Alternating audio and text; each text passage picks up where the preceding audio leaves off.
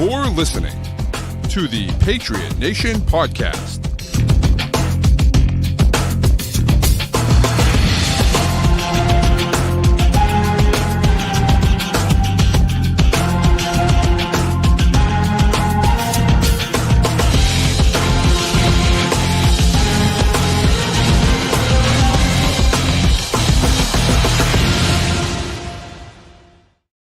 All right, welcome into another edition of the Patriot Nation Podcast. As always, your guy Pat Lane here with my man Matt St. Jean. And Matt, we are less than 2 weeks away from the NFL draft. Somehow it doesn't feel real, but here we are, months and months and months of work and preparation and talking and hand wringing and arm measuring, and we're almost there. Yeah, it's kind of crazy. April is just absolutely flying by, and it's funny. Like, the way that the calendar really is for us is that this is the end of the season. Like, the season ends in 3 weeks once we do our post-draft coverage, and we're basically like, we'll have content. We will still be here, but in terms of like news and events, it's 2 months before 3 months really before you get anything super relevant. So it's a build up to this event, and then just like that, it'll be over. Yep. Yeah, and it's funny, even like the scouts and the staff and things like that. This is, after the draft is their time off, right? It's the joke is always that like everyone in NFL, that works for an NFL team gets married in June, because it's like that's when you have like a month and a half off, and it's like, all right, now everyone or 3 weeks off or whatever, everyone gets married at the exact same time, and then they come back. So, but nevertheless, you're right. So here we are. We're going to be talking tonight, secondary, breaking down the secondary prospects, our top 5 for each of the positions, cornerbacks and safeties. We'll also be discussing the 3 finalists for the Patriots Hall of Fame. And then, of course, we'll also be talking about my latest mock draft 5.0. As well. Not very well received on Pat's pulpit this morning, but we'll be discussing it as well. Nelson says hello. We appreciate you being here, Nelson. Being a subscriber as well, a super sub. We appreciate that.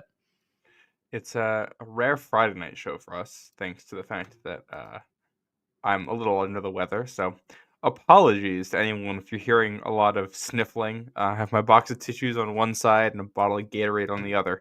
So it's fighting through it. Matt's fighting through it. He's here with us, for the people. And we're excited about it. So weren't sure if we were gonna have to call an audible and pull in someone from the bullpen, but we did not. Matt is here, and he's ready to go. So we appreciate you being here. Let's do this. All right. So do you want to start with the secondary? Yeah, let's start with the Hall of Fame. I was gonna say, do you want to start with the secondary Hall of Fame? And I think it makes sense to start with the Hall of Fame. I think it's fairly simple. I think that Julian Edelman. Well, who are the 3? Oh yes, good point. Yes, let's set the stage for everyone, just in case you haven't heard. The Patriots have announced 3 finalists for the Patriots Hall of Fame. Of course, Bill Parcells. It was announced that Bill Parcells is being inducted this year as a special contributor. That is someone that Robert Kraft did this with Dante Scarnecchia, where he can just say, we're going to have this person be in the Hall of Fame for what they've done for the team. And so he announced that Bill Parcells is going to be inducted this year as well. But in addition to that, they nominate 3 players or coaches that the fans and then other people also can vote on as well. The 3 finalists this year are Logan Mankins, Julian Edelman, and Adam Vinatieri. And this is a situation where all 3 of the guys are very deserving. I think Julian Edelman, in a perfect world, should be probably a first ballot Patriots Hall of Famer for what he did for the team, for the type of player that he was. I think he's a borderline NFL Hall of Famer, or Pro Football Hall of Famer, I should say. Borderline. I think we can, there's an argument there. The problem is that in this year, he's not a first ballot Hall of Famer for the Patriots Hall of Fame. He just isn't. Yeah, And that it is what it is. yeah. I think this is, in another world, this would be a really interesting discussion when it's Edelman and Mankins and guys like this up there. But Adam Vinatieri is a franchise icon, and the guy, Tom Brady obviously won you a lot of Super Bowls, but when it came down to the guy who made the play that won Super Bowls, Vinatieri did it for the first two in this franchise's history. Uh, he is a fixture in the organization for that. He is a key part of the team's legacy and history. He is the only kicker with more than one game-winning, Super Bowl-winning field goal, and that's not even getting into his role in the most infamous game in franchise history. Yeah, in the Snow Bowl, the Tuck Rule game Mhm. against the Raiders, making the game tying kick and then the game winning kick. His legacy, it speaks for itself here.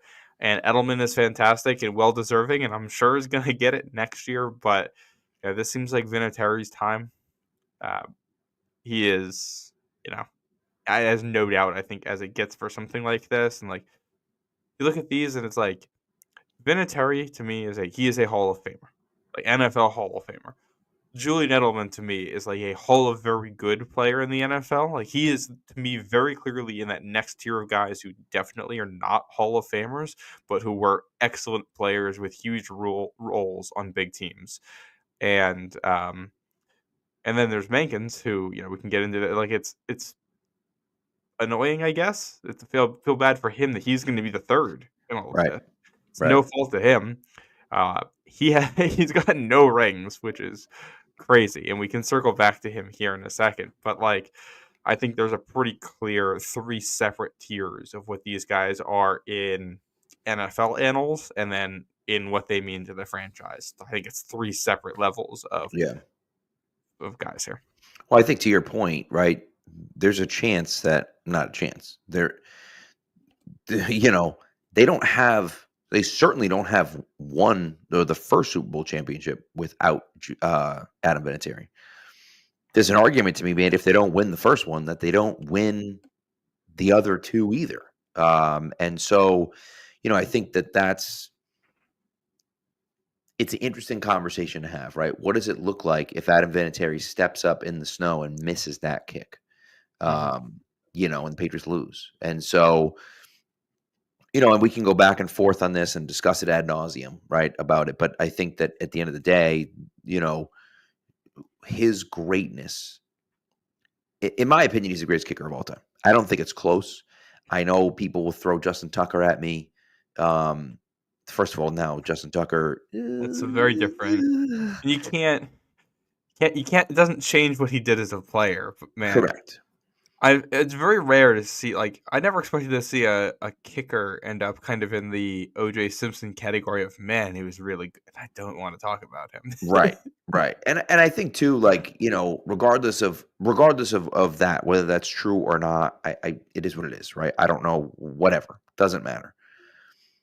I think what Vinatieri did in his playing career is second to none, right? And what's crazy about Vinatieri is that he actually spent longer in Indianapolis than he did in New England, which is wild to me. Going to Indy is the best decision he ever made. He extended his career by at least 5 years by going to kick indoors, by kicking more than half of his games. Usually 75% of his games every year were kicked either indoors or in warm weather, right? You look at obviously all of his home games were indoors. Then he played Houston, Tennessee, and Jacksonville. Jacksonville, which is not guaranteed to be nice weather, but almost guaranteed to be good weather. So now you're talking about 11 out of 16 games every year. Now maybe 5 games, you have a chance for it to be cold. And so, like, it's just an absolute no-brainer for him to make that move. And I think it extended his career quite a long time. And, as much as he did, and I think what's interesting about Vinatieri is he runs the gamut from being a rookie early on with the Patriots and, Bill Parcells famously going up to him after he chased down Herschel Walker and saying, like, you're not a kicker, you're a football player. And that, like, getting that from Bill Parcells, and it's kind of poetic that he's going to get it in the same year as Bill Parcells, which I think is interesting. Yeah. But him, you run the gamut from that to 2006 when he left the Patriots and went to Indianapolis, and Indy, right, goes into Baltimore and wins 15-6. Mm-hmm. Peyton Manning in that game. Now they win the Super Bowl that year, right? Peyton Manning in that game was 15 for 30 for 170 yards and 2 interceptions. Yeah. Like that was one of those loaded Baltimore defenses. Yes, he was awful, like Yeah. just atrocious in that game. And Adam Vinatieri in the game goes 5 for 5 on field goals, and they win 15-6. And that's just what he did. That's just who he was. When the game was on the line, when everything was on the line, when it mattered the most, you knew he was going to go out there and do it. And so Indianapolis, who famously just couldn't get over the hump over and over and over and over again, he carried them on his back to a win in Baltimore, and then, of course, beat the Patriots, in the AFC Championship game. But that's who he was. Well, and we talk about that performance. We talk about the Snow Bowl and the Super Bowl kicks. I think there's a couple other games that kind of deserve a little more recognition too. Look at that 0-3 run. Mhm. First playoff game in 0-3, playing Tennessee at home in a game that's like, negative real feels. Yeah. Freezing. The football was frozen solid. And he kicks the game-winning field goal late in the fourth quarter. The ball barely gets over the upright. I mean, it was just like awful kicking conditions. So cold that day. With the temperature. And he gets the game-winning kick there.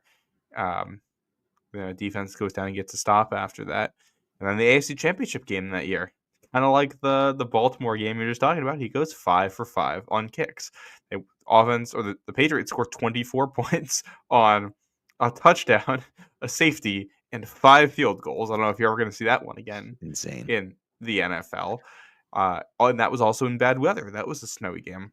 Mm-hmm. And then you go, a year later, again against the Colts in that game in the divisional round, there wasn't much, but in Pittsburgh, you end up winning that game in a blowout. But he's the one that gets the scoring started. The Patriots defense gets an early stop, and then fourth down stop on Jerome Bettis, and then he goes out there and kicks what was at the time the longest field goal in Heinz Field history. It was a newer stadium. It was like 48 yards. Yeah. Freezing cold night game in January, and he is just drilling it. And it was funny because, I have the 3 games to glory Patriots DVD. They make a big deal about how it's the longest field goal in Heinz Field history. As a kid, you're like, oh, wow, he did something crazy. And you look up the stadium and you realize, oh, the stadium's like 5 years old then. Like, this isn't, it's not the biggest accomplishment in the world. But then, at some point recently, I was watching the Steelers divisional round game. I think they played the Jets that year. And the way that teams were kicking field goals in that stadium, you then get to realize how much of an accomplishment it was, at least at that point with the wind patterns in there. Teams, they could not kick. It was tough. So, key moments in all 3 of those early Patriots championship runs. And that's not even talking about the 96 run either. Right. And that's the thing. And you look at, if you go through and look at the stats for him, there are more than one. I think it's close to 5. I think it's actually over 5 years where he had under an 80% field goal percentage for the year, right? And you look at it and say, like, that's the guy that we're talking about. And it's like, yeah, it is, because every single time a big kick needed to be made, he made it. And it just felt like he was going to go out there and do it. And what's interesting is that, and what a lot of people forget about, is that 2003 Super Bowl. The Patriots have this game, and he misses a few field goals in that game. And it comes down to the end of the game, and he's lining up there. He's 0 for 2 on field goals as he's lining up for the game-winning field goal. And of course he drills it, Yeah, one missed, one blocked. I believe that's correct. Yes. Yeah. Yeah. But it's just interesting, you feel like it's going to happen. Like you knew he was going to step up and hit it. Yeah. And actually, what's kind of funny about that, if I'm remembering it correctly, the only other time he missed indoors that season was when they played in Houston earlier that year. Same stadium. So it must have been something about that stadium. And I think particularly the grass there. They switched from grass to turf at some point, which, we do the debates now about switching to grass for players because it's better. People might not remember when the Texans switched from grass to turf. Everyone was celebrating it because of how bad the grass field was down there. They literally had it on pallets that they would be installing. There Yeah. were like gaps Disaster. in it. Yeah, It was bad. awful. That's where Welker tore his ACL. I don't know if that had anything to do with it, but people at the time definitely thought that it had something to do with it. There was a pattern there. So it's indoors, but at least at that point, that was not necessarily good kicking conditions. Yeah. But yeah, And so and I did look it up, by the way. I mentioned the AFC Championship game in 2004. The week before, the Jets kicker went 1 for 3 on field goals in a game the Steelers ended up winning in overtime. yeah, So, and makes a next week difference. Vinatieri's rock solid. Yep, makes a difference. And so listen, was he perfect? No, of course not. But he's the greatest kicker of all time. And again, it's those big moments. And yeah, he's put in those big moments because his team's really good. That's true. But, on the biggest stage, at the biggest moment, he hits the biggest kicks, right? And he does it over and over and over and over again. And again, that snowball kick is the greatest kick in NFL history. It's the best kick in NFL history. No kick has ever had as much riding on it, right? They're losing the game.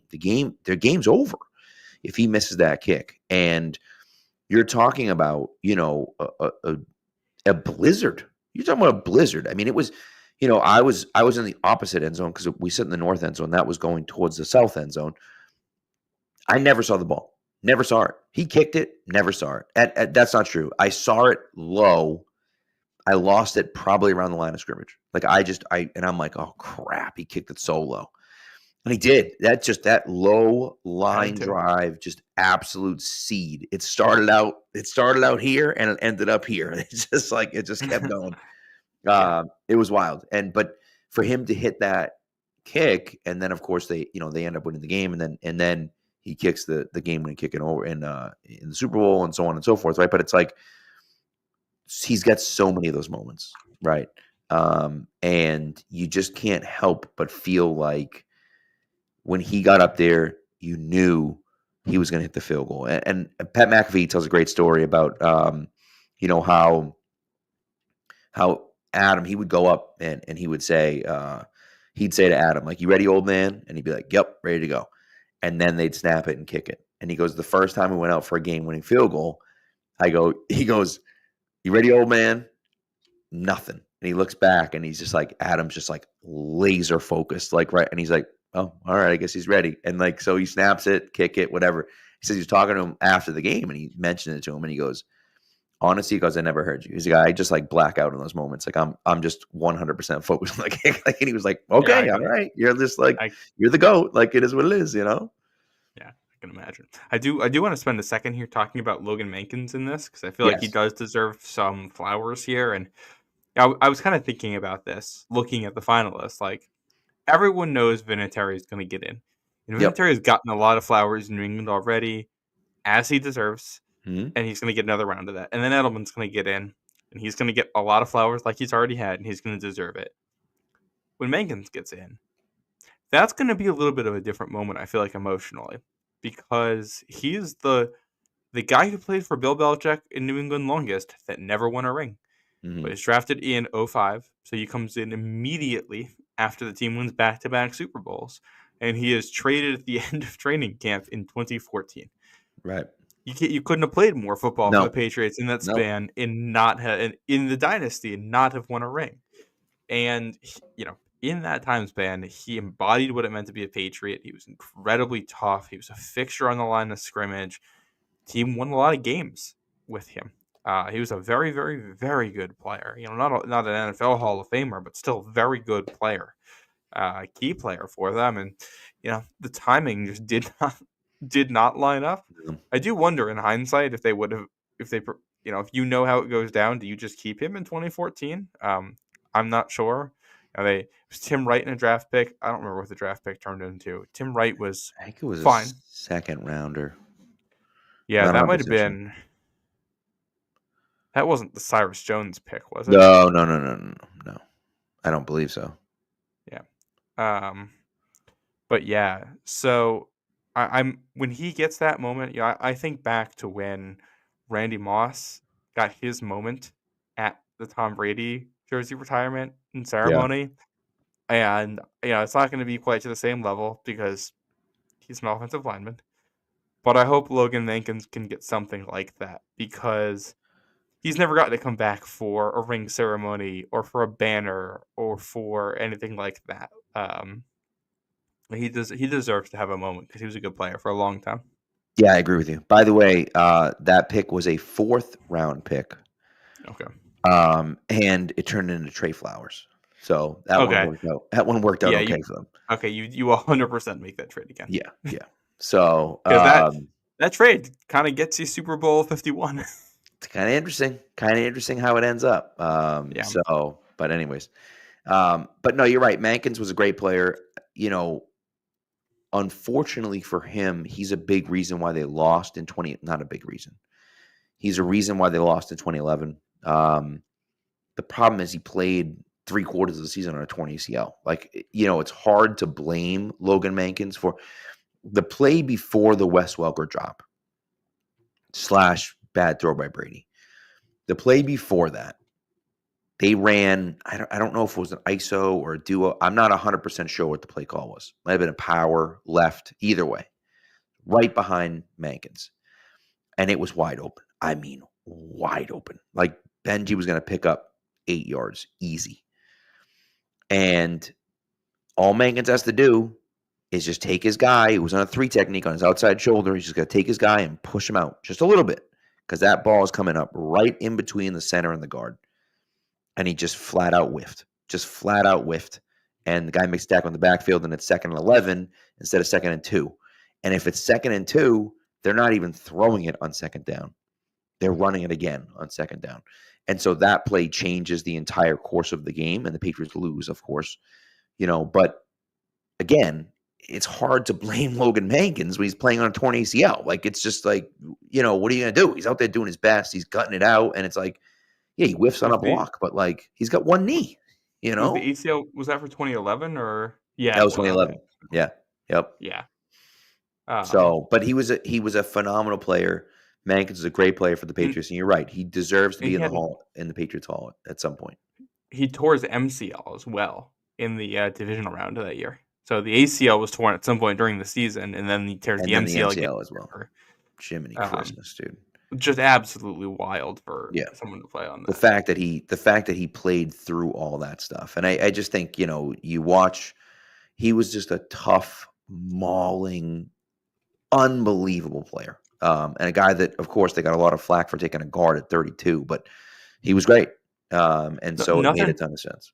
There's nothing, first of all, there's nothing wrong with taking a guard at 32. I agree. Yeah, that's totally fine. Right. And it was worth the pick. He turned into a very good player, and 100%. And Edelman will get his flowers, and he deserves them. He's a great player. I know you say he's definitely not a Hall of Famer, and I'm okay with you saying that. I think he's a borderline NFL Hall of Famer just because of what he did in the playoffs. I understand that his regular season stats aren't even close. They're not even close, right? And there's no argument if you're just looking at his stats. But when you look at what he did in the playoffs and the fact that he consistently performed in the playoffs on 3 Super Bowl runs, and then you look at the 4th year where they were in the Super Bowl and you wonder what's missing from the offense, and you say, Edelman's missing. Gronk was missing in 2016. They still won the Super Bowl, right? But Edelman's missing in 2017, and they can't, right? Now, again, I'm not blaming the offense for 2017, but that had a lot more to do with Johnson Batamosi. I agree. But nevertheless, still, I think there's a point to be made. Nevertheless, so again, I'm not necessarily saying that he deserves to be in the Hall of Fame. I just think that what he did in the postseason is outrageous. And I know Travis Kelce has passed or will pass most of those records, but still, the fact that it's Jerry Rice, Travis Kelce, and Julian Edelman, it's like pretty impressive. But he's like, to And me, he's like the example of a guy who like he shouldn't necessarily be inducted into the Hall, but he should be mentioned in the Hall of Fame. right, He should have like probably some of his gloves should yeah, be at the Hall yeah, or a jersey he wore. Like I know some of it's at the Patriots Hall of Fame. I don't know. I yeah. haven't been to Canton since I was a I kid. So I don't know I have exactly never what's been to there Canton, now. so I couldn't tell you. Well, we'll go when Tom Brady's inducted. That's a great plan. Yeah. Us and everyone Uh, else in the world. yes. But he should be. You can't tell the story of the Patriots dynasty without him. Yeah, I agree. You just can't. By the way, Gonzo Duke makes a good point. How does Edelman's stats compare to Lynn Swan? Quite favorably, as a matter of fact. But again, Lynn Swan played in a different era, and you can make this is the argument that you have. If you feel like Edelman deserves to be in the Hall of Fame, you make the Lynn Swan argument. Lynn Swan's numbers are not good enough for him to be in the Hall of Fame, but he gets in because of what he did in the playoffs and the Super Bowls, right? And really, it's that one iconic catch from him, right? And if that's the case, Julian Edelman's got a pretty iconic catch in the Super Bowl, right? And so, and has those moments. But again, that's just because Lynn Swan maybe doesn't deserve to be in doesn't necessarily mean that I feel the same way about Joe Namath. Joe Namath is in because he won a Super Bowl, right? It was a massive Super Bowl, but he's in because he won a Super Bowl. Eli Manning, by that logic, deserves to be in 100%. And I think Eli Manning will be in, but that's neither here nor there. But that's not what this pod's about. but that's the idea. You want to make that point, fine. But again, it's like this one guy being in under weird circumstances, whatever. So, but nevertheless, vote for Adam because that's the only thing that makes sense. Yeah, I agree. All right. Do we want to do my ad read first, and then we can do the secondary? Yeah, and we'll do a little second. We'll go through that fast, and then we'll do your mock. I feel like we should talk about the Derek Carr stuff too. That's a great point. Yeah. So, okay. You want to talk to the people? Let's do it. As Mason always, Bills. of course, this ad is for Prize Picks. Prize Picks is the best place to get real money sports action with over 10 million members and billions of dollars in awarded winnings. Prize Picks has made daily fantasy sports accessible to all. You just pick more or less on at least 2 players for a shot to win up to 1,000 times your cash. Run your game all season long on Prize Picks. Springtime is here, and baseball season is officially underway. Don't miss your chance to add your favorite players from the diamond in your Prize Picks lineups, whether it's strikeouts, RBIs, or first inning runs. Take your pick of more or less for your shot to win up to 1,000 times your cash today. Again, one of my favorite features about Prize Picks is that you can mix and match sports. So you want to mix and match baseball with playoff hockey or playoff basketball or both, or esports or any litany of other things. I think that, that's so much fun to do. They also offer Venmo, Apple Pay, MasterCard, and more for quick and easy deposits and withdrawals into and from your account all season long. Now, here's what you're going to do. You're going to download the app Prize Picks. You're going to put in the promo code CLNS. When you do that, when you play your first $5 lineup, you will get $50 instantly. You don't have to win that lineup. You just have to play it. So again, download the app Prize Picks, put in the promo code CLNS, and you get $50 instantly when you play your first $5 lineup. Prize Picks. Run your game. Okay. All right. Let's get into secondary. Corner. Oh, boy. Oh, boy. I feel like we're going to have the same number one here. Yep. And I feel like the same number one is going to be the guy that was our number one for wide receivers as well. Yeah. Top corner in this year's class is Travis Hunter. Yes. The best receiver and the best corner. Yeah. I don't think we have to get too deep into it. He's just really good at it. Like, he's a very smart player. Reads receivers well, electric at the catch point, phenomenal athlete. The only weakness is he's thin and he's not the best in traffic against the run. Like, he's not going to take on blockers very well, but like he's a coverage corner. He'll Yeah. shut dudes down, man and zone. So Yeah. He's awesome. He's awesome. He's awesome. He's the best player in the draft. I don't think it's close, to be honest with you. And yeah, so I agree with the Patriots when they said that he is both the best receiver and the best corner in this year's draft. And so he's number one on the list with a bullet. Number two on my list, I don't know if it's the same as your list. Number two on my list is Will Johnson from Michigan. I'm a fan. Frankly, I'm a fan of Will Johnson, right? 6'1", about 200 pounds, but he's a guy that I think at least is a solid player. He's pretty long. He's got, his arms aren't super long. He's got decent wingspan though. And so, he's just quick. He's going to the ball. I think he's a phenomenal player. And so, maybe not the fastest guy in the world, but I think his instincts and his technique really really kind of puts him above. And his ball skills are pretty damn good too. yeah. Well, I think some of the play speed stuff gets, I don't know.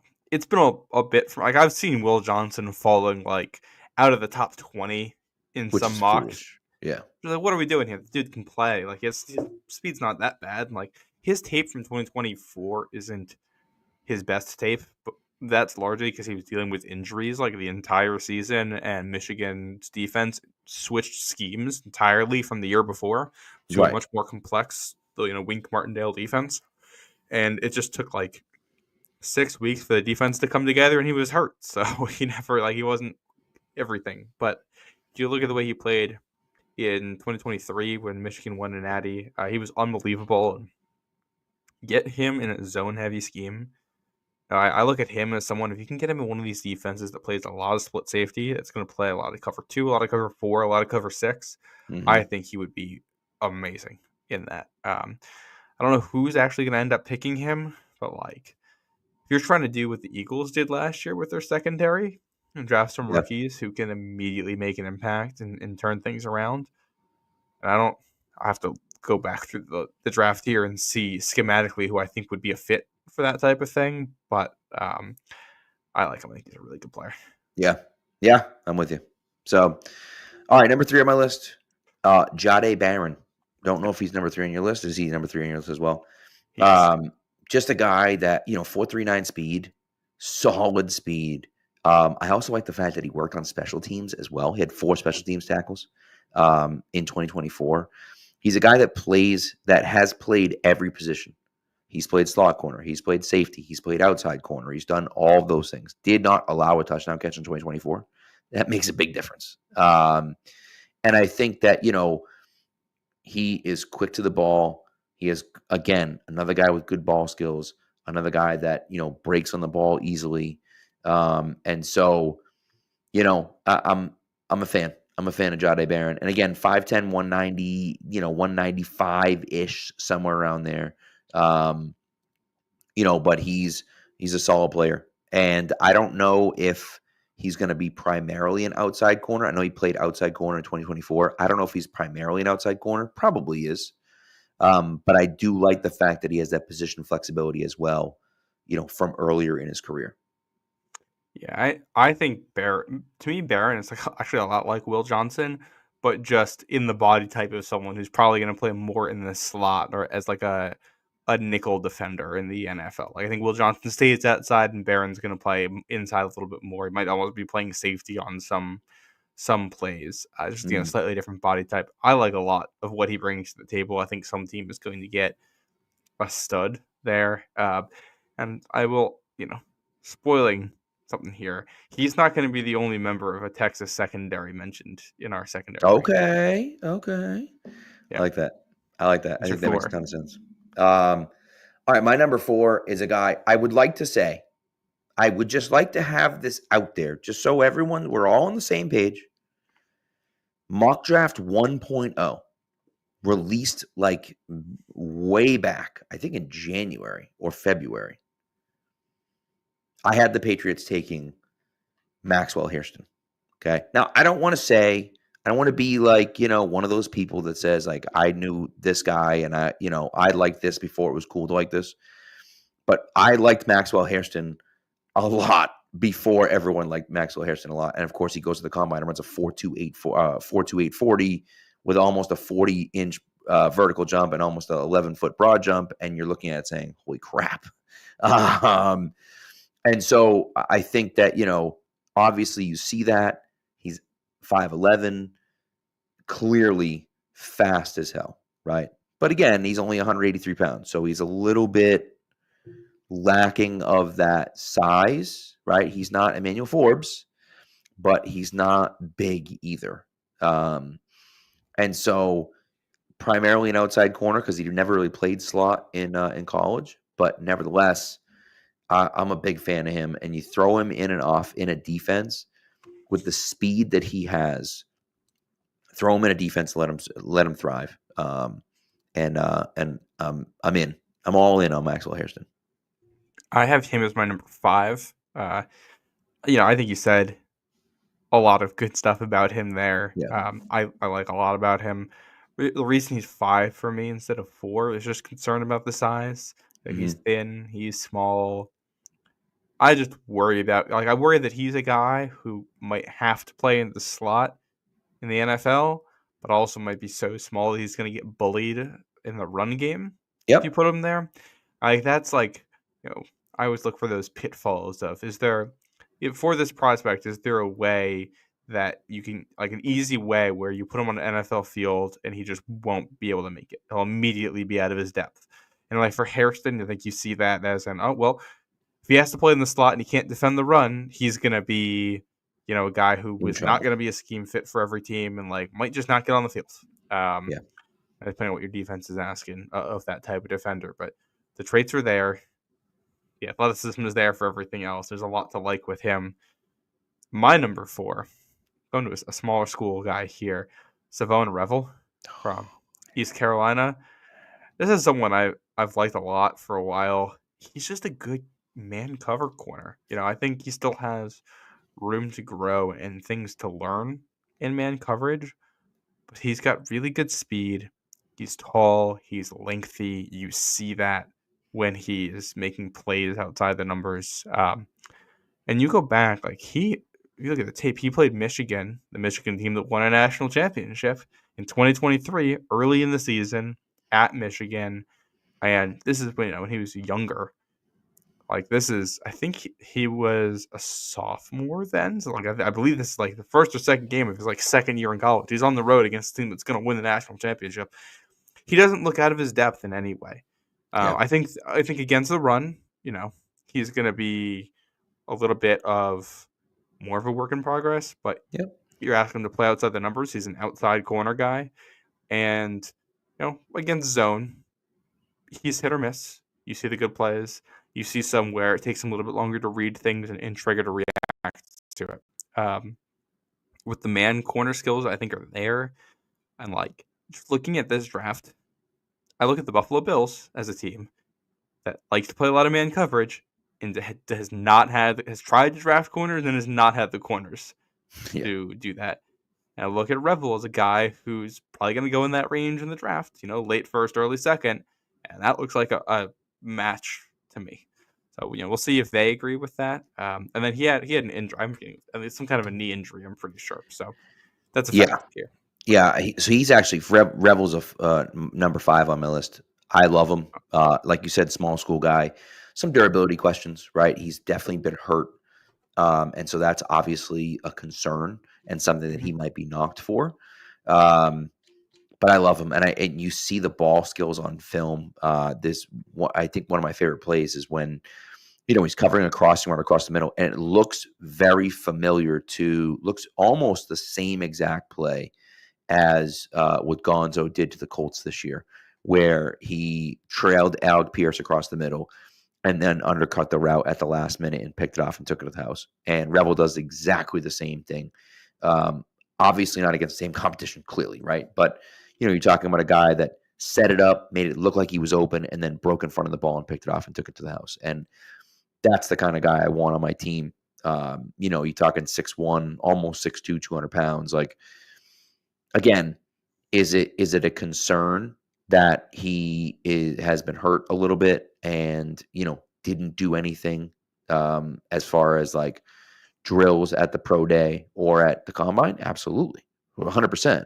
But um, I think if you take a shot on this kid, I think that he has the skills that you can train him up, and he's already there. I think so. Yeah, and it was an ACL injury last year. Right. That's why he only played in 3 games last season. But like his 2023 tape is very good. I had it wrong. I forgot it wasn't his sophomore year coming to Michigan. It was his senior year, but he had 2 JUCO years. That's what it was. 2 years JUCO. Okay. So that was like one of his first. Yeah. It might have been his first start. I have to remember exactly when in the season. Yeah, it was the first game.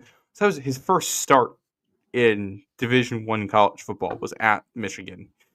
And the fact that he immediately looked like he belonged and was the best corner on the field, the best player on that defense was like, okay, Yeah. he can play. And that, like the pick that you're talking about, like he's got the traits you want. I think it's just some of the age stuff, the injury stuff. Yep. Bit thinner. So, again, like I talked about the pitfalls with guys. The pitfall for him is just that he is a little bit too high waisted probably to play man coverage the way you would want him to play in the NFL to be sticky enough. And then, then if he's not as good of a man cover guy as you're hoping, all right, well, the zone coverage might not be as good as you'd like, and the run defense isn't going to be as good as you'd like. And if you throw in injuries in there, you never know. But I like him a lot. I think the tape's really good. I agree. So, did you say you had Harrison 5th? Yeah. So we just had our 4 and our 5 swapped. Yeah. So we had 4 and 5 swapped. That's all. I think for some of the guys that aren't on our list here, I like Trey Amos. I really like Jacob Parrish as a slot receiver, as a slot corner out of Kansas State. And I like Benjamin Morrison quite a bit as well. Yeah. I will say, and I promised myself after Sean Wade I wasn't going to do this, and I'm doing it again with another Ohio State cornerback that looks really, really good and then had a terrible last year. But Denzel Burke was a guy coming into the season, looked like a surefire first-round pick or like end of the first round, early second-round pick, and just had an awful year at Ohio State. And you just wonder, like, maybe he could figure it out. Maybe it's there, right? But again, usually when a guy like that gets exposed, it's because they figured something out. And, he's not actually as good as we thought he was. But if you're talking a later round pick, a 5th round pick, maybe a 6th round pick, and we're talking about like later on, I think it's worth taking a chance on him to see if some of that stuff that was in there is still there. Yeah. No, I like that. I like the names you mentioned. The only other one I'd mention is Darian Porter. Yes. From Iowa State. Freak athletes all over the place in Iowa State, dude. Yeah, blew up the combine. 4.3 on the dot, 40, 151 10-yard split. His tape's good too. Our friend Josh Bowman, who does corner breakdowns, he has a thing he comes out with called The Island, which we'll plug whenever that's out, breaking down corner tape every year. I know he likes Darian Porter a lot and has for a while, and I trust his opinion. So, yeah, I think that's the only other name I'd add to the stuff you mentioned. Yeah. Nagan mentions Jabbar Muhammad is a guy I've liked at points too. Yes. Nagan mentions Azaria Thomas from FSU. He's not terrible. I don't hate him. But I'm just not quite as high on him as others are. I know the Beast has him as the 6th overall corner as a 2nd round pick. He's just, 4.58 in the 40 is just not getting it done. Now, again, I think he plays faster than that. His tape looks better than that. But I don't know. I'm not a huge fan. He's one of those guys who's big, he's long, like he's got the long arms, but he's just not necessarily that fast. Right. And that always concerns me with guys like that. He's young. Youngest player in the draft at corner, but Yeah, there's a lot. Like, there's things to like about his profile. He is just not necessarily my type of corner. Yeah. Which, side note, looking at the wingspan, the arm length on here that I forgot to mention, Revel has crazy long arms. Yeah. At the combine, his arms are as long as Will Campbell's, Yeah. 32 and 5/8. Yeah. So, and And Darian an Porter is up 80-inch there. wingspan or something like that. Yeah, Darian Porter has, Revel and Porter both have 80-inch wingspans. Porter 33.5-inch long arms. And if the Insane. combine is doing that, if the data error with the combine's accurate and everyone's getting under measured a little bit there, then you're looking at a guy for Darian Porter, genuinely tackle length arms. Yeah. Genuinely Yeah. tackle length arms. And if you want to play press man coverage, we talk about scheme fits. If you're we'll see what they want to do in Minnesota this year with Brian Flores. But in the past, they do all their exotic zone stuff, but they've always liked being able to do the man too. Any great defensive coordinator, unless you're Vic Fangio, you want to get to man coverage. If you have the dudes for it, you want to play man coverage as much as you can. And getting a guy like that who is physical, aggressive for both of these guys who could play in that scheme, I think could be a lot of fun. Yeah. Yeah. No, that's a good point. So, all right, you want to make the shift over to corner safety? I'm sorry. Yeah, and I think we can go through this fast. Safety is definitely harder to break down than corner. Of all the positions we're going to go over, I think this is the one where I know the least. Yeah, I would agree. I would absolutely agree with that. I think we're in the same boat with Malachi Starks as the number one safety. Yes. Right? I think that he's the best safety on the board. I know the testing numbers weren't like insane. They were good, but they weren't like insane. But, the tape is legit. He's a good player. You can absolutely see it. Most likely going to be a free safety, something the Patriots are looking for. I think he's probably going to go too early for what the Patriots want, for the type of player the Patriots want. But I think that he's pretty clearly the number one safety on the board. Yeah, I think he is. The fact that he isn't in the beast, I think, is really interesting to me because I think Starks is clearly one, and there's I think the comp you make for him almost is like Brian Branch. Yeah, it's not quite that much of a slot defender, I don't think, but he's a football player. He's heady, he's smart, he makes a lot of good plays. He's not the best athlete, but at safety, you don't have to be. correct. Safety is so mental that the difference between a 4.45 and a 4.5 40 can entirely be made up with instincts. Absolutely. The ability to read a play. So certainly at that position, you just have a longer time to make up for it. You know what I mean? Yeah. And if you're making the right, if you're getting there earlier, you don't have to be as fast because you see it and you're there. And then if you're making the wrong read, your 4.38 40 is moving Doesn't matter. even faster out of the way. Yeah. Agreed. Which I think gets us the guy who's probably our safety too. Yeah, I think so. Manwari, from South Carolina. South Carolina. Just an absolute freak. I mean, just an absolute freak, right? 6'3", 220, ran a 4.38 40, a 43-inch vertical jump, and 11.6 broad jump. I mean, just absolutely outrageous, and 20 reps on the bench to go along with it. So, he's physical. He's an absolute dog. Not a great reader of the defense, right? This is not a guy you're going to stick way back, and say, go play free safety. It's just not who he is.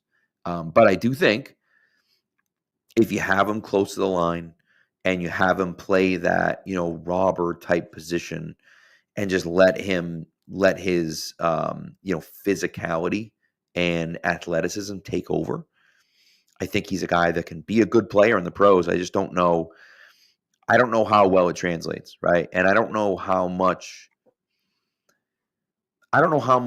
is his numbers are inflated because of what he did at the combine.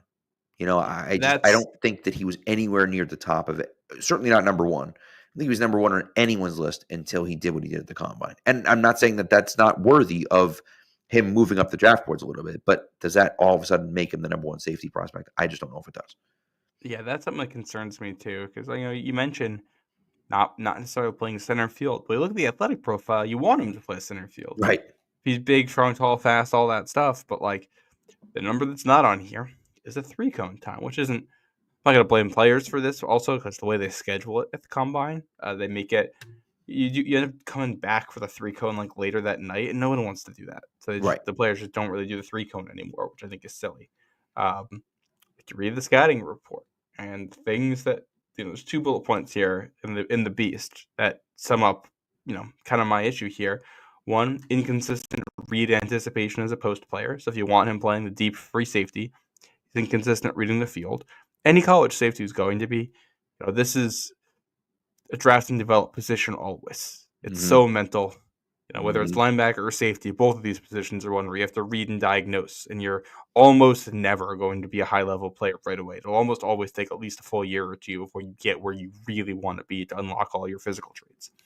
And then body tightness shows when trying to redirect with shifty runners in space. Yeah. So right now what we're looking at is the guy who's really fast and strong and all the stuff you like to measure.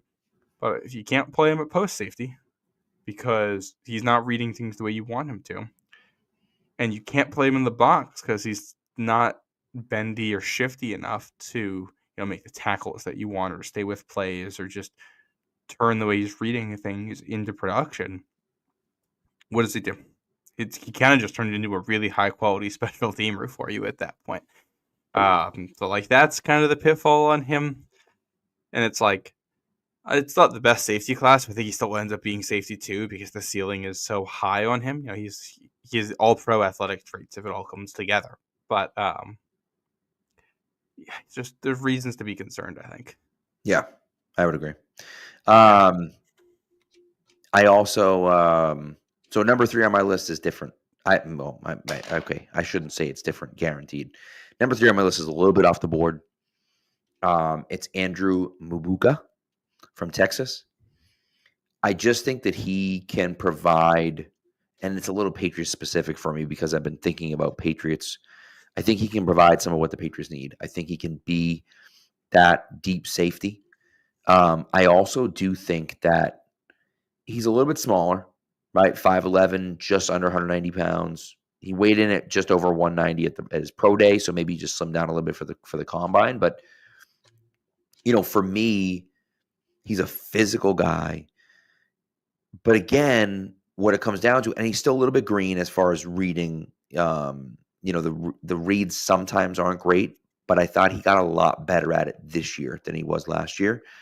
And that's the type of growth that I want to see. And I think that he can be that deep safety in a defense. And so I have Mabuka at number 3. It's but first of all, it's Makuba. Just so you know. Yes, Makuba. Mixing up the K and the B, but yeah, we're actually totally on the same page here. All right, well there you go. Look at that. Yeah, he's also my safety number 3. I love minutes. For those who are listeners of the pod, you've heard me talk about Smail Mondon, the linebacker at Georgia, the guy who jumps off the tape when you're watching other players. That's Makuba to me in this Texas defense. Or when you just watch Texas play, when you just watch their games, you're just gonna be, watching. Oh, well, there's number 4 around the football. Mm-hmm. Oh, there's number 4 around the football again. Oh, he's around the football again. It just keeps happening. He just keeps being in the right spot all the time. That's a really good trait for a safety to have. We've led Texas in interceptions. Super instinctive. Not entirely sure what his fit's going to be at the NFL level. Like I don't necessarily I think he's a free safety. Not 100% sure. Like he doesn't have the best athletic traits in the world. Like he's got a 4.45 40. That's good enough, but it's not like blazing speed. But yeah, and he was at Clemson. He was a freshman All-American at Clemson actually, and then just kind of leveled off and didn't do much for the next 2 years. And it's not he didn't do much. He was a full-time starter for them basically the next 2 years, but he's not getting accolades. He was a good player, right? And then transfers to Texas and is immediately like third team All SEC, leads them in interceptions. Was a key piece in a defense that got a deep run there. So man, he's just a good player. He's fun to watch, and type of guy I think the Patriots would need. Yeah, there you go. My number 4 is Xavier Watts from Notre Dame. Are we gonna have the same top 5 for safeties? It's possible. We'll see what 5 looks like. But I have Xavier Watts at number 4, 2-year captain, 7 picks last year, or 7 picks 2 years ago, 6 picks last year, had a 100-yard interception return for a touchdown, was a Sugar Bowl MVP. Just like the numbers aren't there, right? The size isn't great, the speed isn't great. But like you're talking about a guy that's like a born leader. Like everyone at Notre Dame loved him. He was the unquestioned leader of the defense. He was a guy that everyone looked up to. I'm sorry, and I just think for me, when I look at when I look at a guy that I want, he's not a free safety. He's not going to be a tight end eraser or anything like that, right? He doesn't necessarily have the physicality for that. Or the speed for that. But I just think like he's a guy I want on my football team, man. He's a tough, hard-nosed guy who has good instincts and plays his ass off and is a leader and a winner. That's the kind of guy I want. And so Xavier Watts is my number 4. Yeah, I don't even know if I have anything to add to that. Really, really good player, instinctive. I guess your only concern is that he's older, but like at safety, I don't care about that as much. Right. He should come in seasoned. I don't know if he's ever going to be like an all-pro level player for you, but I feel like the floor is pretty high. I like the way it'll translate. Good culture guy for you too. Very curious what his landing spot ends up being. Yeah. So we'll see. 5. All right, last guy on my list. Let's see if it's the same. I got Kevin Winston out of Penn State. Again, is he like the most explosive athlete ever? No, and he's only a 1-year starter. But I think you see quite a bit in that 1 year.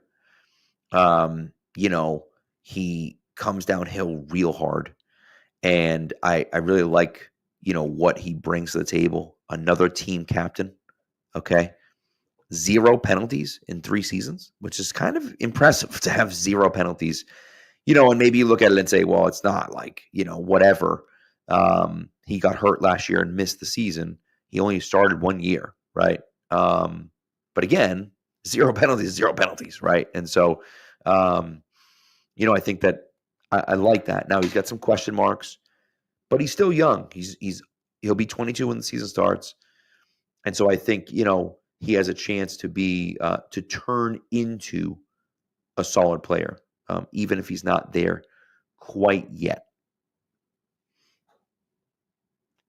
I ended up going with Jonas Sanker here, the Virginia safety. I just like his profile. I think he reads offenses well, which I think is the most important thing here at the safety position. 3-year starter, so he's experienced. First team All ACC 2 years in a row. Led the team in tackles both of those seasons. Tons of production. I think the tape is really good. The measurables are totally fine. I don't know if he's out, and he was in high school. He did like 8-man football, and he was a quarterback, so he kind of understands the game from the other side, which I always like. Obviously, it's a different level of football there, but still having that lens, I just like in a guy. I don't know if he's ever going to be like an all-pro, kind of like I said last time. It's just a super solid player. I think the floor is really high. I think he'll be like a very functional safety in basically any defense in a strong safety role from day one, and the guy who can kind of develop and continue to improve and hopefully fix up some of the tackling, get a little bit more consistent, which you're always going to have to do. I would not mind him ended up in New England. Another guy who I'm really curious where he ends up, who's looking for him. Yeah. No, that's a good point. I like that, and again, I think that he's a guy that makes some sense for the Patriots as well. So, 2 guys that I wanted to shout out. Where is it? What did I do with it? Someone said, Pat Sad said Malik Verdon from Iowa State. Iowa State, man, I don't know what the hell they're doing at Iowa State, but like 6'3", almost 6'4", 219, 33-inch arms, almost an 80-inch wingspan. just like a long, fast athlete. And so, I think that's, hey, listen, I'm on board for it. I don't know what the heck's going on at Iowa State, but they got a whole bunch of these freak athletes at Iowa State. And so, sure, why not as a late round guy? I also like Ray and Lane. Yeah, I mean, great last name, but from Navy. I think that, his testing skills didn't really show it. I think he's a better athlete than what it showed. He's, again, a guy that's going to turn 22 hasn't yet turned 22. Obviously, will be 22 before the season starts, but, and he's like a special teams demon. And so he's a guy that you can take in the later rounds, try to develop him as a safety. And then in the meantime, he's playing that gunner role for you, and you're trying to develop him into that safety that you think can eventually take over. I like that. You sold me. I don't know if I have a whole lot of depth guys here at safety. I feel like I mean Malachi Moore at Alabama. Yeah. Yeah, There's Billy not Bowman in a ton of Oklahoma. stuff. There's not a ton of guys that you're like, oh, that guy's really interesting. You know what I mean? Well, I'm sure for plenty of these guys, I'm sure at least one of these guys is going to show up to a camp somewhere, and it's like, oh, this guy's better than we thought. Right. But it's really hard to discern that. Absolutely. At this point, there's going to be it's. I'm just looking at the way the Beast has it right now. There's going to be like more than 10 safeties to kill on day 3 of this draft. There's just a lot of guys there. There's Marquez Seigel from Kansas State had a 4.37 40. If you're looking for a fast guy, that stands out to me here. That's about all I got for you. Well, that's really what it comes down to, right? Is that you're looking at it saying, who are these guys, right? Katon Crawford runs a 4.41. He's from Nevada. 4.41 at 5'10 and a half, and does a 41 and a half vertical jump and a 10.8 broad jump. Right, 6.8 1-3 cone drill and a 4.03 short shuttle. That's damn fast. Along with 18 bench press reps. So you're talking about like a guy that, maybe wasn't necessarily this great player. Did play at Texas for 4 years. Only has 16 starts to his name. Right, started most of the year at Nevada. Didn't really ever start at Texas. And so, he's a guy that, that went to Nevada and played well this year. But the real question is, can he do it at an actual high level? And we don't know. But the athletic testing is something that where you look at it and say, okay, like he's got the speed and athleticism. But like, again, we talked about it. Like the reads aren't great. Not a lot of starting experience, right? And so that's kind of one of those things. But again, a guy that you want to take late where you say, can he be that guy, right? Had a blocked field goal at Texas, had a blocked punt at Texas.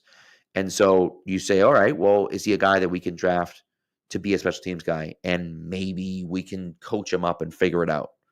A little bit older prospect, right? He's almost 24. And so, do you want to take that shot at him? So it's one of those things where like, I don't love the guys at Tech. I don't love the guys in the safety spot, but there are some interesting people to look at. Yeah. I want to answer a question here from TJ who asks, why do we need a safety with our current roster? One, I'll say we're breaking down basically everything. I don't think we're going to do, I don't know if we're going to end up doing quarterbacks. Probably we're doing basically everything else here because we want to go through the draft regardless.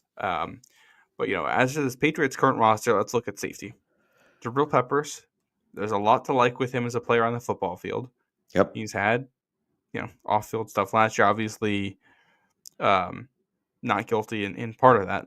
There's still the drug aspect of that. Mm-hmm. And there's the fact that he's been injury prone, like basically his whole career. He's already getting older too. So how much he has left in the tank, how many games he's going to play for you, I think is very much a question mark, although I like him as a player a lot. Duggar is a complete and total question mark at this point, a guy who played at a very high level for 2 seasons and then at a very low level the last 2 seasons. We don't know what we're getting out of him. And after that, we aren't even sure what position Marty Mapu plays, but these guys, it's a new staff there, so they are not married to him. Marcus Epps is coming in, but he might be, he's recovering from an injury. Jalen Hawkins is still around, but these are Jags. Right. They might not make the roster. So for the Patriots, and you're sitting there at pick 77, and one of the guys like Andrew Makuba is still on the board, and you're on the clock at pick 77. You're saying, yeah, we have safeties on the roster, but this guy is ranked higher than anybody else that we have left on our board, and we think can play. So we're going to take him and see where it fits. That's part of it, because you don't know how the draft board's going to fall. And just because something isn't a need now doesn't mean it won't be a need in a year. Who knows? We might be sitting here next year, and Peppers has lost some athleticism, and we know Duggar is not it. Right. And Mapu doesn't make the team out of camp this year, and it's all right. Well, we're back to the drawing board at safety. These things change fast in the NFL. Yep, 100%. And I think that's the thing to consider. I also think, to your point, we don't really have a deep safety, and so if we can find a deep safety, I think that makes a ton of sense. It's Jalen Hawkins and Marcus Epps, but again, they're Right. they're Jaron Harmon level guys. They're guys who are useful NFL players. Yeah, but you're trying to upgrade on them. Yeah. Yep. I agree. So, all right, you want to do your ad read, and then we'll get into my mock draft. Yeah. And I guess we can talk a little bit about the Derek Carr stuff if you'd like. Yeah, let's do it. I'm gonna talk to you guys about Game Time. NBA playoff season's almost here. I couldn't believe it. How fast it's coming up. But I believe next Saturday is when the NBA playoffs start. Who doesn't love going to playoff games? Who doesn't love going to NBA games? Feeling the crowd, watching Jason Tatum, hitting a game-tying 3, Kristaps Porzingis, nailing shots from deep, getting to see that stuff in person. Who doesn't love that? And Game Time has a new feature called Game Time Picks. It's going to make it easier for you to be there in person for those moments. Game Time Picks filters out the fluff to show you only incredible deals on great seats, so you don't have to waste time searching through thousands of tickets. Once that playoff schedule comes out and you see those Celtics games that you want to go to, you're going to pull them up on Game Time. You're going to hit all-in pricing, so the price you see is the price that you were going to pay for those tickets. You're going to hit Game Time Picks, which is going to filter out all the tickets you were never going to consider, the ones too expensive in a section. It's going to show you the ones that are the best value in every section around the arena. And then you can look at that map, and you can look at the prices you're seeing, and you can look at the views from those sections and figure out exactly where it is that you want to sit, so you can go see the Celtics make a push for Banner 19. They've curated deals to make it easier to find the best price on seats, and the lowest price guarantee. They have event cancellation protection. So, I've used it myself. I highly, highly, highly recommend using Game Time. Take the guesswork out of buying tickets with Game Time Picks. Download the Game Time app, create an account, and use code CLNS for $20 off your first purchase. Terms apply. Again, create an account and redeem code CLNS for $20 off. Download Game Time today. What time is it? Game Time. I love it. I just actually used Game Time this week to buy a ticket to a concert. I love it. Can't tell you the concert yet because it's a surprise for my kids, but I will. I'll spill the beans in a few weeks, and we'll just say it might be. I'm going to be in your neck of the woods, Matt. So, very nice. So yeah. All right, let's get into my mock draft 5.0. And I think actually before we get into it, maybe we should just talk about the Derek Carr stuff just quickly, only because I think it leads into my mock draft, because I start with a trade. I don't start with a trade with the Saints, but I do start with a trade. I think, information came out about Derek Carr, had some shoulder issues. His 2025 season is in jeopardy, is what the reporting was today. There is uncertainty about whether he's going to be able to play this year or not. I think we look back, and the Deshaun Watson trade and contract situation gets an awful lot of press, as it rightfully should. This contract would be getting a lot more of attention if it wasn't for Deshaun Watson, because Derek Carr never was that good, and he got like a 4-year, $140 million contract, like just complete insanity levels, just insane levels of money. And Carr at his best is like pretty good, but not great. I never understood it. Now they did draft Spencer Rattler this year, as Gonzo Duke points out. I don't know how they feel about him. I don't know if they're going to let him start. They also do have a new coach, and so maybe that guy really liked Spencer Rattler last year. Maybe he doesn't. I don't know.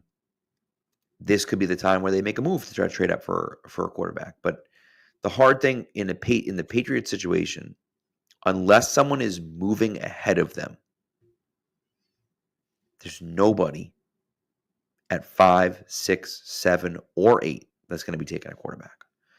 And so if the first two teams, at 2 and 3, Cleveland and the Giants, if they don't take Shedeur Sanders or Jackson Dart, whoever your quarterback you fall in love with, I think he'd be nuts for it to be Jackson Dart. But nevertheless, if the guy that you fall in love with doesn't go 2 or 3, there's a really good chance it's going to end up at 9. And then there's a good chance where you call up number 5 and you say, hey, look, if someone calls you about a trade, call us back. Let us know. All right, you just sprinkle it in there. Hey, what does it look like? Oh, you're going to make the pick? Oh, okay, all right, okay.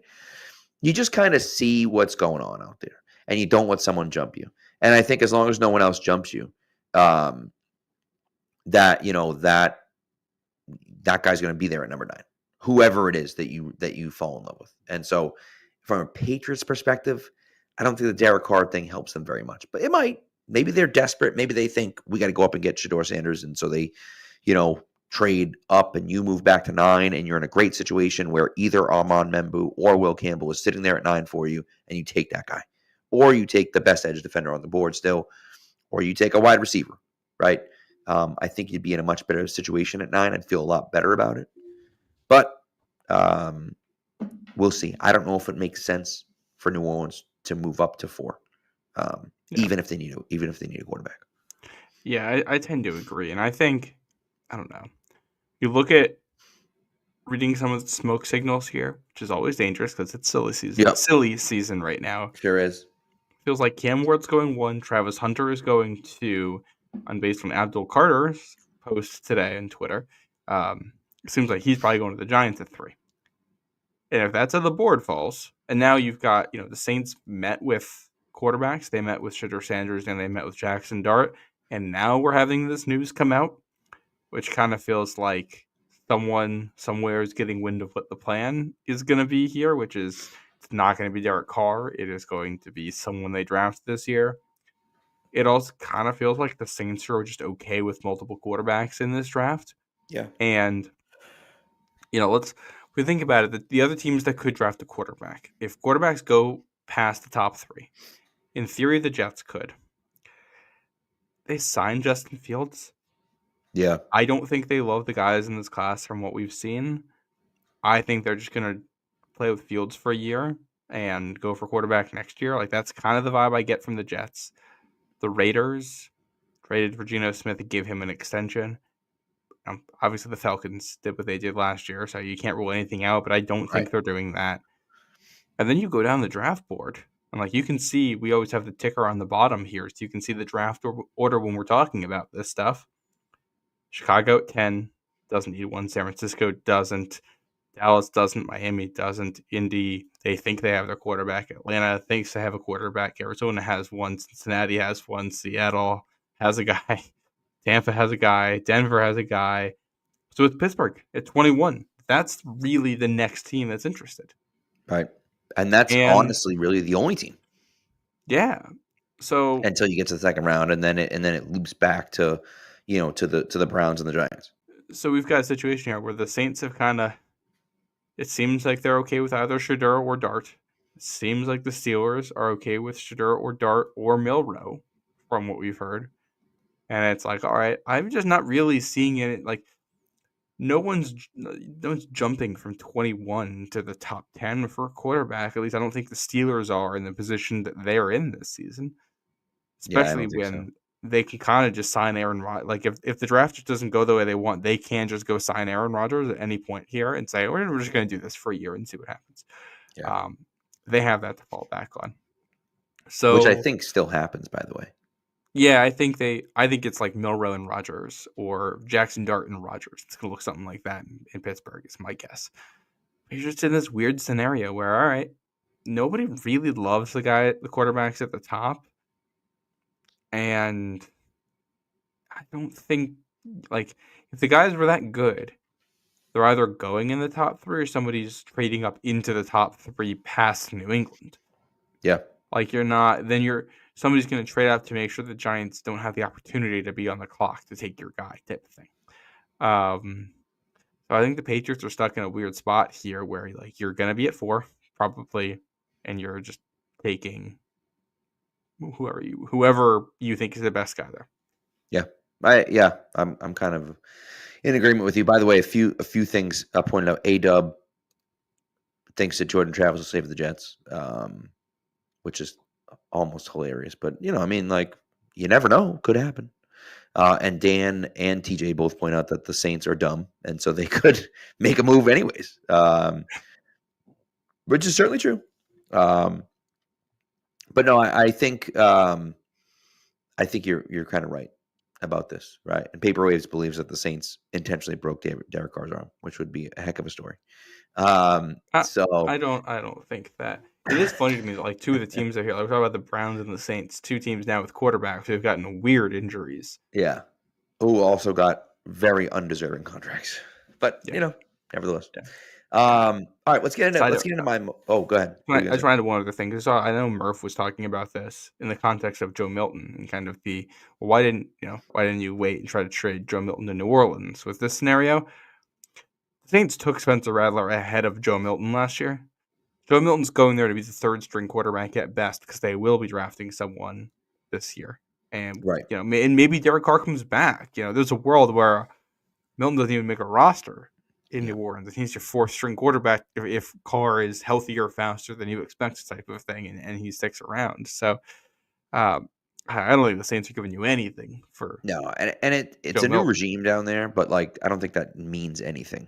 I think they still look at Rattler and view him higher than they do Joe Milton. So yes, that unfortunately is where you're at. So all right, my mock, and it's funny because Dan mentioned this in the chat.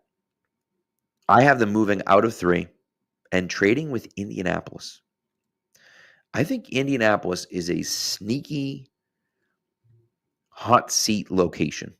I think Shane Steichen, 17-17 after 2 years, went 9-8 his first year, 8-9 last year. They have no idea what's going on with Anthony Richardson. They don't know if he's good, if he's not, if he can play, if he can't. They have no clue. And so maybe they make a move. Maybe they don't, but maybe they make a move. And so I have Indy trading 14, 45, and a 3rd round pick next year to move up to 3. I think I don't want to say you're losing value. I think for the Patriots, it's about equal value. But you're certainly not getting a surplus of picks. But I think that it makes sense for the Patriots, move back to 14, not worry about it, pick up an extra 2nd round pick, which will help them later on in the draft, as you'll see. And then also pick up a day 2 pick next year. And so I think that that is a trade that I would absolutely consider making, especially if Hunter and Carter are both off the board. Yeah. No, I like that. And then you want to talk about the pick you make? I will. Yes, Jamar Stewart is the pick that I made at 14. D-end or edge defender from Texas A&M. Here's the deal about Stewart, okay? Had 4.5 career sacks at Texas A&M. 1.5 last year, 1.5 the year before, 1.5 the year before that. Is not a finisher. It's just not a finisher. He also had 39 pressures last year. So he can get after the quarterback. Has a hard time finishing at the quarterback, but he can absolutely get after the quarterback. And 6'5", 267, 4'9", 40, 40-inch vertical, and an almost 12-foot broad jump. The guy is an absolute freak of an athlete. And so with the skills that he has and the movement that he has and the athleticism that he has, and you can already see some of those things show up on tape as far as like getting around offensive offensive tackles. I like that. But for me, I'm a fan of it. I'm a fan of it. And I like him quite a bit. Again, 4 is way too high, but at 14, I like him quite a bit. Yeah, I'm a big fan of this pick. I think he fits what Mike Vrabel would want at the position. He's an outstanding athlete. Would love him. And like he and Michael Williams to me are two peas in a pod here of guys who, had they shown a little bit more on tape this past season, Yeah. I would have absolutely loved a guy like that even at 4. Yep. And the tape wasn't quite as good as you would like with the athletic profile that they have when you're still looking to develop them a little bit more. Yeah, agreed. Also, Dan, dad jokes are always appreciated. Can get there but can't finish. Sounds like a true edge player to me. Well done. Thank you, Dan. Nice work. That's Nice a good work, one. Dan. And then I told you that second round pick would come in handy. The Patriots make another move. They trade their second round pick, 38, and the third round pick that they got from Atlanta for Matthew Judon, and move up with Detroit to 28. And at 28, they take Matt Waldman's number 1 wide receiver, Luther Burden, at 28. Patriots need a wide receiver. He's not Jaden Higgins. He's not that true X outside receiver, but he just gets open all the time. He's just always open. And he's a consistent and reliable player. And so I don't think we talked about him quite a bit last week or on Sunday with Matt. I don't think we have to, beat people over the head with it, but I'm a big fan of him quite a bit. Yeah, no, I love this. I'm not as high on him as Matt Waldman was, but if he turns into that type of player, this is an absolute steal at this point in the draft. Yeah, I'd be a big fan of this if they could get that done. Yep. So that's what I do at 28. So we don't have 38, but we do have another second round pick because of the trade back. And that lands us another offensive weapon. And that's Mason Taylor, tight end from LSU. Look, I think pretty clearly there's 2 tight ends. And I know Matt, we talked about this with Matt Waldman on Sunday. He had Mason Taylor as the number 1 tight end, which I think is wild, but hey, he's the expert. Maybe he's right. But didn't he have Loveland as 1, Taylor as 2? I mean, that's right. He had Loveland 1, Taylor 2, and then that's right. That's what it was. You're right about that. So I think that Warren and Loveland are clearly the 1, 2. And then after that is just a drop off. And I'm just not sure who those guys are. I think there's a shot that Taylor could be the best player in that out of that next tier of group of receivers. And so I like him quite a bit. I think you drop him in there, and he becomes kind of that. I know he'd be a third tight end for the Patriots, but it takes a while to develop tight ends, like actual tight ends, into the NFL. And they don't mind running with 3 tight ends at times. And so I'd be on board with Mason Taylor. Also, just a little added, just a little puts it over the top. Gives you a nice warm feeling in your chest. Dolphins legend Jason Taylor donning Patriots apparel and rooting for the Patriots would be legendary. That'd make me happy. So yeah, and obviously Mason Taylor. For those of you who don't know, Mason Taylor is Jason Taylor's son. Yes. So yeah. So there you go. We all know I love Mason Taylor. So yep. love the first 3. If there's a way they can come away with that as their top 3. Obviously, you haven't drafted a tackle there. We are. But 3 very good players who make your football team better. Agreed. And then at 69, nice. Our original third round pick, which of course we had 2 third round picks because of the Judon trade, so we still have a third round pick. I'm going with Anthony Belton from NC State. Just a monster of a guy. 6'6", 336, 34-inch arms. He's a massive human. And, the movement skills aren't perfect. The one-on-ones of the Senior Bowl looked really good. Not perfect, but they looked really good. And I think that, I think he's a pretty good player. Now, do I think you can drop him in and he'll be the number, starting right tackle and a Pro Bowl right tackle, left tackle right away? No, I don't. But I do think he played left tackle at NC State. And I feel good about giving him a shot to win that job in camp. Yeah. And so, I like taking the chance on it. And again, if you're worried about size, if you're worried about arm length, don't worry about it with Anthony Belton. And that's what you're getting at 69. Yeah. No, and it's, there's some anxiety here about not taking someone until Rightfully this point. so. Yep. But I like it. Yeah. Yeah. And to me, you're taking a flyer. I'm taking a flyer on a guy that I think can be a solid pro. How do the Patriots feel about him? How much does his Senior Bowl performance, warrant him moving up the draft board a little bit? Even on mock draft database, he's still at 95, and I'm taking him here at 69.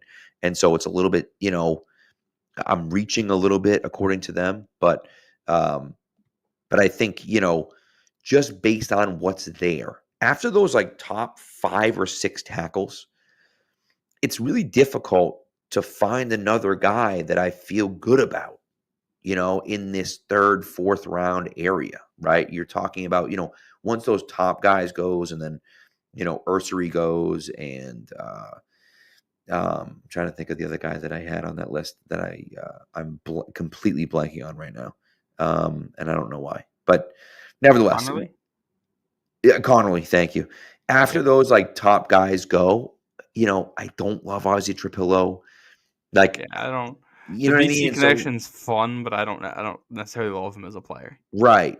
And I like Jack Nelson, but you're talking about a guy that's a 5th round pick and, it has some serious flaws. And so, after those top 4, 5, 6 guys, I don't know how good I feel about those guys. And so, that's why I'm going with him here. Yeah. No, I like the pick where it is. I like the idea.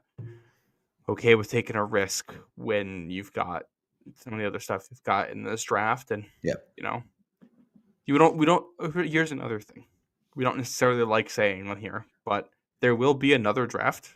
Yeah, quite true.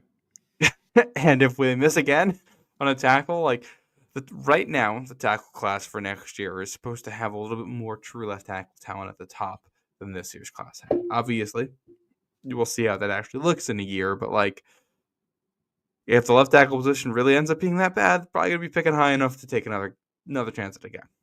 Right. So, yep, agreed. All right. Pick in the 4th round, pick 106. I went with Bashal Tutin, giving the Patriots another offensive weapon, running back from Virginia Tech. There's been a lot of talk about speed backs, right? How about a guy that runs a 4.3 240 with a 40.5-inch vertical and a 10.10 broad jump? Now, he's only 5'9", but he's 5'9", 209 pounds, and did 24 reps on the bench, right? So, he's got smaller arms, so maybe the bench is a little bit easier, but 24 reps is no joke, for a running back. And so he's got a ton of speed. I think that he's a guy the Patriots could be interested in this situation and in the right spot. And so Bashal Tutin is my pick for Virginia Tech in the 4th round of 106. Yeah, he's a fun player. I like the ad. Yeah, I like him. Yeah. I think he's boom. There's a world where this is like the Pierre Strong pick. It's just immediately. Well, and he this isn't stinks. Right. Yeah, but if he doesn't, that'd be cool. Yep. Yeah. So there you go. All right. This one's a little bit out. This one I got criticized for, and I think rightfully so. But I liked him quite a bit. And so I did it. In the 5th round, pick 144, Nick Martin, linebacker from Oklahoma State. They're getting smaller. They're getting more athletic at linebacker. right? You're talking about a guy that's 5'11", 221. Okay. But a 4'5", 340, 38-inch vert, 10-3 broad jump, 26 reps on the bench. The guy can move. He can move. Is he like the best player? No, he's not. He's not. But man, when he comes downhill, he just murders guys. And so, that's what I like to see from him. I think that he's a beast when he's out there. And so I like what I see from Nick Martin. I think he's got a lot of growing to do. Mm-hmm. But, I like him. I like him. And unfortunately, he has a lot of growing to do, and he's almost 23 years old, 22 and a half. But I do think that he can develop into a player for you, and he's the type of guy that the Patriots are looking for. Whether he is the guy they're looking for or not, I don't know. But he's the type of guy that they're looking for this year. Yes. Yeah, and I like this, but I don't think this is too high for him. I think he fits. I think this makes a lot of sense. I'm a fan of this. So All right. you won. You've got me here. All right. Won you over. I love to see it. Yeah. All right. At pick 171. Let me tell you a little story, Matt. Let me give you a little history lesson here. All right. Okay. Did you know that the shortest offensive lineman ever invited to the Senior Bowl before this year was 6'2"? So the shortest offensive lineman ever invited to the Senior Bowl was 6'2" before this year. That record was not just broken. It was absolutely shattered this year by a guy by the name of Willie Lampkin out of UNC, who stands at 5'11", 290 pounds. Yes. And he is a wrecking ball. He obviously has a super low center of gravity. He went to the Senior Bowl and just dominated one-on-ones. I believe with a guy with his technique and his mentality, if he were 6'3", he'd be a first-round pick. I really believe that. And maybe I'm wrong, but you're talking about a guy that's short and has short arms, obviously, because he's short. And maybe it doesn't work. But my goodness, when you watch him play, he's so much fun to watch. And the clip that I posted with the mock is a one-on-one from the Senior Bowl. And I'm not 100% sure who the guy is that he goes up against. But he takes this poor guy and just absolutely chucks him on the ground, and then does an Allen Iverson over Tyronn Lue step over. And it's just, it's awesome. It's so great. I love it so much. And so I'm a huge fan. So Yeah. So Willie Lampkin, I love it so much. Yeah, no, he's a football player, and I don't know how it translates to the NFL, but you watch him play, and he can play. So, yeah, I like him quite a bit. I don't know exactly what he looks like, but I like the pick. Yeah, yep.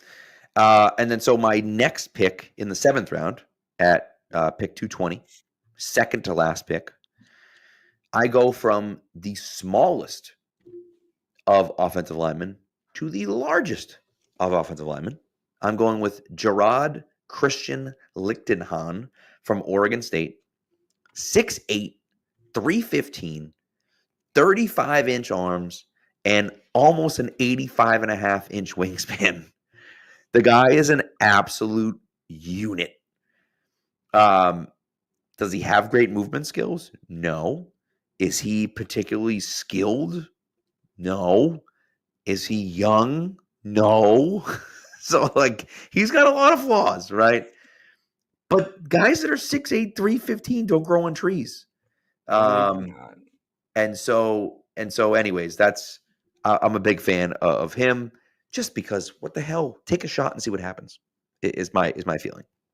Yeah, this is a fun type of guy. Just keep throwing picks at the position. He's got the physical traits you want, at least size-wise, and see if you can turn him into something. You probably won't because this is a 7th rounder, but he'll probably stick around the roster for a year or two, and that gives him some time to work with them. And if you improve him, maybe even he's just a swing tackle for you, but he's a useful player. And they don't have offensive linemen right now, so you just keep throwing picks at it until, because you want You don't want 5 good offensive linemen. You want 8 good offensive linemen. If you Right. can, you want Correct. depth there. And even if this guy is not necessarily a starting caliber level prospect, he can be a swing tackle for you if you develop him. Yep. I agree. So last on the list, last pick, final pick, 238. Andrew Armstrong, wide receiver from Arkansas. We actually talked about him. As you can see, I was Matt Waldman swayed me a little bit on some people. I was kind of trying to figure out who I was going to take here, and I like Armstrong as this late round guy, second all time in catches in a season in Arkansas with 78 last year, second all time in receiving yards in a season with 1140 last year. Only had 1 touchdown, which is interesting, but went to A&M, started off at A&M and had 13 touchdown catches in 2022 and then transferred to Arkansas. And so I think that he's a guy that that has the ability, has the size. So I think I like what he brings to the table. Now again, I like Isaac Tesla better, but in the 7th round, I like what this kid brings to the table. He also had a Ben Watson type play where there was I think it was against Auburn, I believe.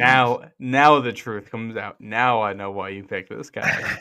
he had like almost a Ben Watson type play, I think, against Auburn, where he like chased the dude down 75 yards to stop a fumble return touchdown. And that's the type of stuff that I just can't.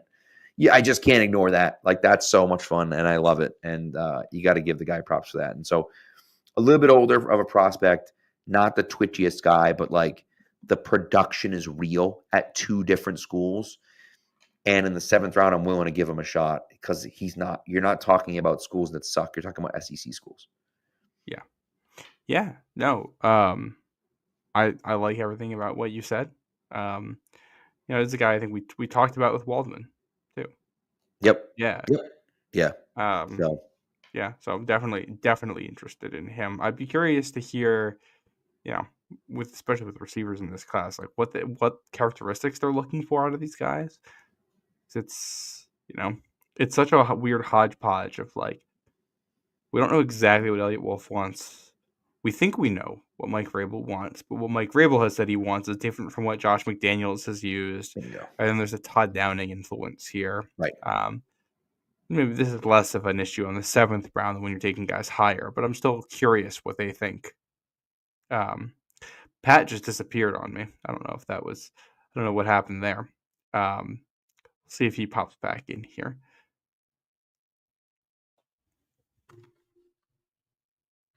Wonder if he lose power, he lose internet, his computer shut down on him. I don't have any text from him yet, so we'll see what happens there. If that's it for us, I don't want to say my goodbye. I don't want to sign off on this pod without him on here.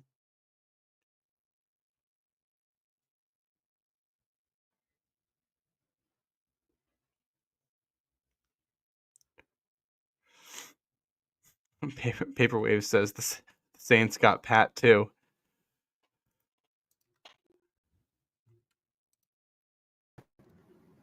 Sorry about that. My computer just logged me out for no reason. So did you just close the show, or are we still going? We're still going. I didn't want to say goodbye without you, so I figured I'd give you a minute to see. Make sure you're still alive. I very much appreciate that. Thank you very much. I don't know what happened. My computer just was like, we're shutting down now, and I was like, okay, it just shut down. So there you go. By the way, there was a mention in the chat that Lichtenhahn was not the largest of the tackles. That's technically true. I think Colin Pierce is 6'9" as opposed to 6'8", but he does have the longest wingspan, at least of the tackles, in the beast, with almost like 8. I think his wingspan's like almost like 86 or something stupid like that. So just outrageous. But nevertheless, so that's it. That's all we got, I guess. Yeah. Thank you everyone for tuning in, as always. Very much appreciated. We're almost there, guys. We're almost there.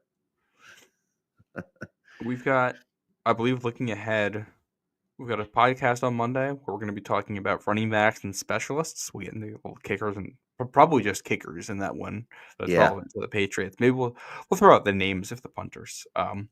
We're not going to be breaking down kickers and punters, really. I don't think we have the expertise for that, but we can tell you what the names are, and then we've got 2 podcasts before the draft. Yep. It's coming up. And it's going to happen. And it's going to happen. Did I tell you? I don't know if I told you this. Did I tell you that Philadelphia quoted me $500? I contacted. So I'm going to be in Philadelphia at the beginning of the week. Oh yeah, So yeah. when we podcast early, I'm going to have to be in Philadelphia. So I was like, hey, I just called them and I'm like, hey, listen, I'm just looking for a room. I'm like, so you're trying to rent a room? And I'm like, no, I'm not trying to rent a room. I'm like, I literally just need a space. Like, well, what do you need? Do you need like to block rooms? And I'm like, no, like I just need a table and a chair. Like, that's all I need. That's all I need. Just give me a table and a chair. That's it. And they were like, well, yeah, but do you want like how many people are going to be there? I'm like, it's literally just me. Like, stop asking me these questions. Like, it's just me. I just need a space. Like, I don't need a ballroom. I just need a room. A closet is good enough. I don't care. And so they're like, okay. So they sent me an email back and they're like, your quote is $500. I was like, what are we doing? No, it isn't. I'm not paying $500 for your stupid hotel. And so I'm not sure where I'm going to be podcasting from on Monday. I'm assuming we're going to go Monday, maybe Tuesday night of draft week. But we're going to be podcasting somewhere, and I'm going to be going from, I don't know where it's going to be. It could be in the main lobby. I'm not really sure. But I'll be podcasting somewhere in Philadelphia. And then on draft night, I'll be in New York City. And I'm not even reaching out to them because the same exact thing is going to happen. So I'm going to try to sneak into a ballroom. I know there's a ton of ballrooms there. I'm going to try to sneak into one when I'm in New York the night of the draft. So we'll see how that goes. Maybe we could have the first ever arrest on live on air. Let's hope that doesn't happen. That would be really unfortunate. But nevertheless, so we'll see what happens. Yeah. Side note, I just saw this. Apparently, Tyler Shuck, quarterback from Louisville, also visited with the Saints today. Okay, well, there you go. Look at that. Which is like, that is keeping your options open for second round guys there too, if you're New Orleans. So like, they're not the actions of everyone this year. The fact that teams at 2 and 3 need quarterbacks and are not going to be taking a Shadur. The fact that the Jets paid for Justin Fields. The fact that what do you call it? The Raiders traded for Derek Carr. That the Saints are looking at all the day 1 and day 2 quarterbacks. Like, all of this tells you that they do not like anyone in this class outside of Cam Ward. And when that happens, Pats are not going to be a trade-up spot. No. And that's unfortunate for the Patriots. Now, listen, it could be a situation where the Saints say we like Shadur enough that we'll give you our second-round pick and nothing else to move up. And that's obviously not enough value for the Patriots. But the Patriots, if they're at 4 and they don't love the Will Campbell pick at 4, they might be willing to move it. But a lot of conjecture, a lot of questions, no answers. So as it usually is this time of year. But we'll see what happens. Yeah. So, but I think that's all we got. It's all we got. So thanks for tuning in. We appreciate you guys, and be good to each other, and go Pats.